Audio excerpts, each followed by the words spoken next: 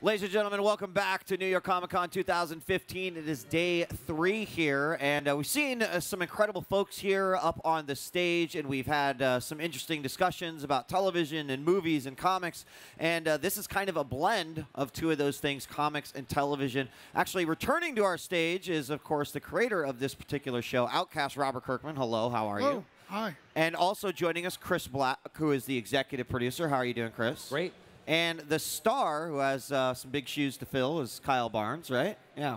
Yeah. Patrick Fugit. How are you doing? Yeah. Hey, you said my name right. I practice.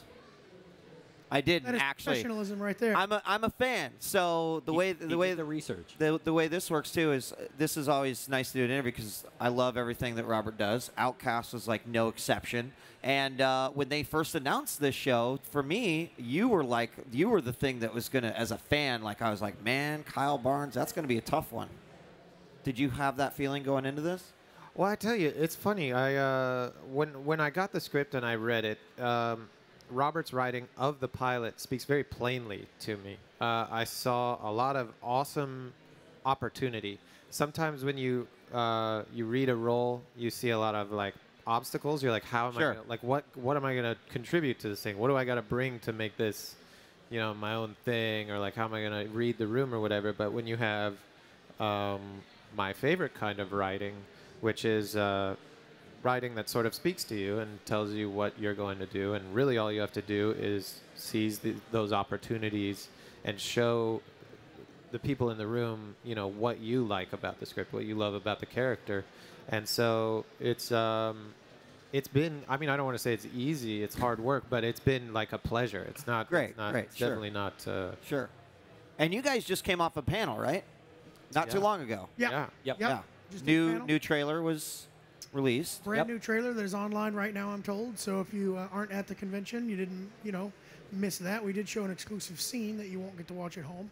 Thanks, but, guys. Thanks. Sorry, I didn't mean to rub salt in the wound. You did a little bit. But yeah, we got a cool new trailer coming out that's online. You can watch it. I wasn't there to see the trailer or the special film, but of course I watched the trailer. And I had the chance to interview Paul earlier this year at San Diego Comic-Con, right when, of course, there was a lot of news about the Outcast television show. So Chris and Robert, this question is for you. Is that Paul brings something really exceptional to the comic, obviously, with his art, especially, I think, the way he's using shadows and a lot of darkness. And that was another question as a fan, like, how's that going to translate? When I saw the newest trailer, I felt like I absolutely saw a lot of what I was kind of expecting. So talk to me a little bit about that, about bringing Paul's art to life, which definitely breathes life into the story of Outcast. Yeah, I mean, when I brought Paul Azaceta on to draw the comic book series, I knew that I was getting somebody that had just a tremendous mastery of mood and atmosphere and could really make the book itself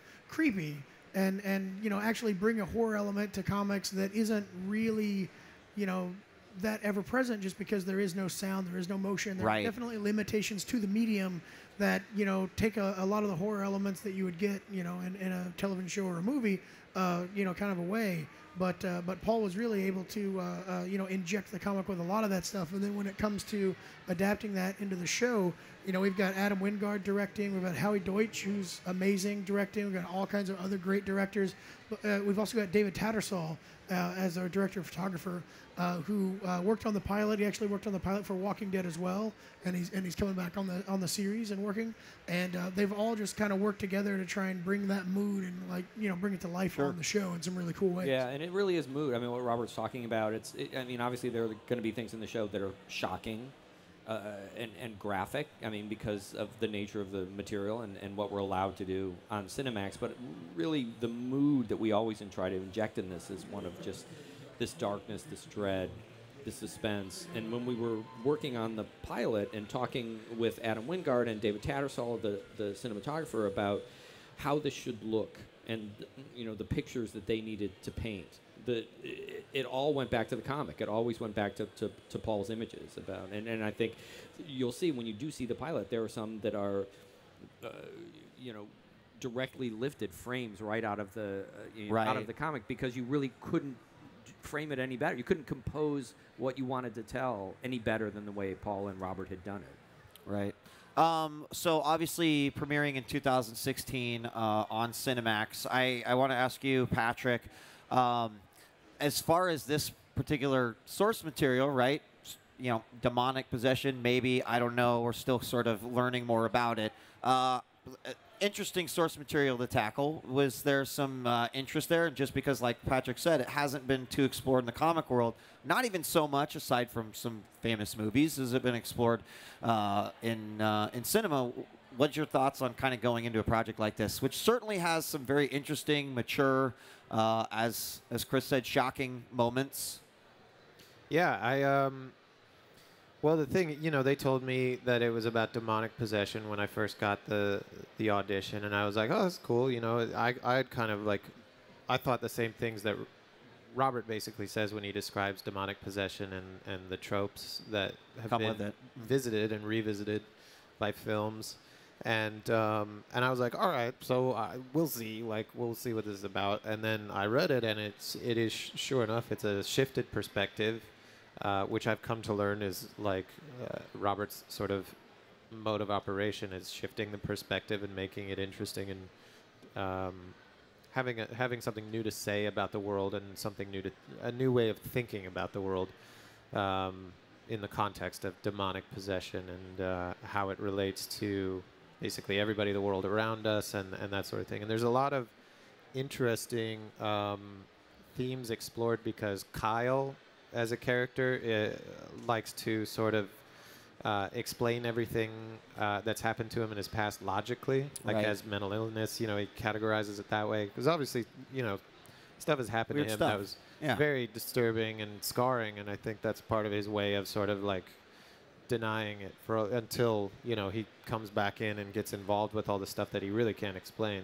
But on the opposite side of that, you have Reverend Anderson, who explains everything with religion and religious metaphor, and they disagree, you know, pretty passionately. And as they get involved with these demons or these possessions, they're learning that it's really not. They have to stand on a middle ground because it's not what either one of them were thinking, you know. So it's very interesting to see both those character types try to grapple with the world. Well, and they have obviously a very you know, interesting character dynamic. You know, Robert, you penned these characters to a page, you know, based off of what you saw. Like, and I've heard some great things, but I imagine that the chemistry here is quite good. Oh, between actors? Yeah. Yeah, absolutely. I mean, Philip and Patrick really get along, you know, quite well, and you know, this is very much about a team of you know, people that have to work together, and so, you know, we need them to have a rapport, and you know, thankfully we definitely have that, and you know, it makes the stories work that much better and makes the, you know, episodes that much more compelling. Chris, maybe a final question for you. Like, what is it that really drew you to this project overall? Well, it was the storytelling. I mean, it was, you know, I'm a genre fan. I was told, like Patrick was, this is a story about demonic possession. It's a genre piece. It's a horror piece, which is stuff I love to work in.